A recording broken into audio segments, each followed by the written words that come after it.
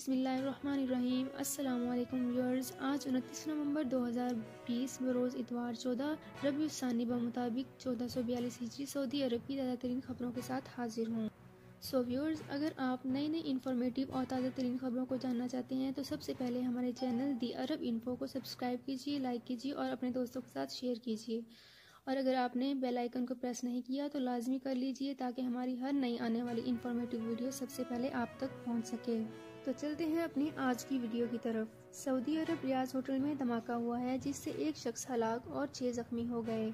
हम आपको आज की ताज़ा तरीन खबरों से आगाह कर रहे हैं। सऊदी अरब रियाज शहर के एक होटल में गैस सिलेंडर से होने वाले धमाके से एक कारकुन हलाक जबकि 6 जख्मी। आज की ताज़ा तरीन खबर के मुताबिक रियाज शहर के एक इलाके अल मुनसिया में वाक़या होटल में गैस सिलेंडर से होने वाला धमाका इस कदर शदीद था कि न सिर्फ होटल के फर्नीचर को नुकसान पहुंचा बल्कि होटल में मौजूद ज़ेबाइशी एशिया भी चूर चूर हो गयी।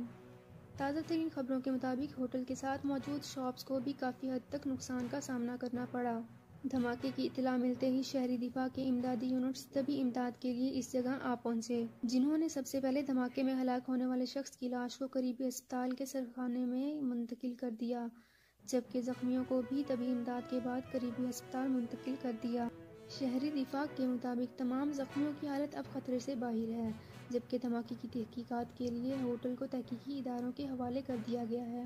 व्यूअर्स, इस तरह की ताज़ा तरीन खबरों से आगाह रहने के लिए हमारे चैनल को सब्सक्राइब कीजिए, लाइक कीजिए, दोस्तों के साथ शेयर कीजिए और बेल आइकन को ज़रूर प्रेस कीजिए ताकि हमारी हर आने वाली नई इन्फॉर्मेटिव वीडियो सबसे पहले आप तक पहुंच सके।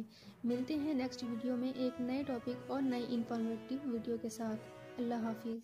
सऊदी अरब में मकीम गैर मुल्कियों के लिए बहुत बड़ी खुशखबरी आ गई है। अब कोई भी शख्स जो अपने मुल्क जाना चाहता है और उसका इकामा एक्सपायर हो या इकामा वैलिड हो, शिरका बंद हो, मुसस्सा बंद हो या कफील छुट्टी ना लगा रहा हो या कोई भी मसला हो तो आप हमारे साथ रब्ता करें। हम इंशाअल्लाह आपको 3 दिन के अंदर अंदर एम्बेसी के जरिए आपका खरूज लगाकर आपको आपके मुल्क वापस भेज देंगे। कोई भी इंडियन, पाकिस्तानी, नेपालियन, बांग्लादेशी, श्रीलंकन या किसी भी मुल्क का हो, आसानी से बगैर किसी परेशानी के अपने मुल्क वापस जा सकता है। जी हाँ, स्क्रीन पर आपके सामने जो नंबर शो हो रहा है इस पर आप कांटेक्ट करें। इंशाअल्लाह 3 दिन के अंदर अंदर आपको आपके मुल्क वापस भेज दिया जाएगा। मतलूब के